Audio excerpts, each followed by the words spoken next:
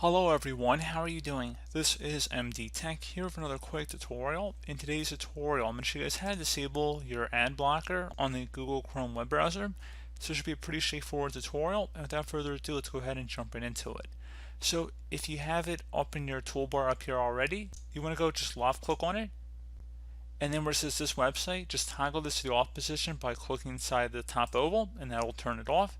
And then you will need to refresh the page in order for that to take effect.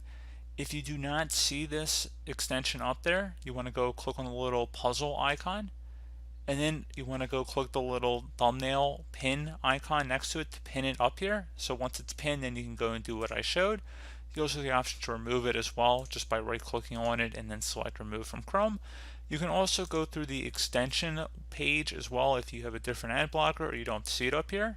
And in order to locate that, you just would select the menu icon, which is three dots vertically stacked, one on top of the other. You would select more tools and then select extensions.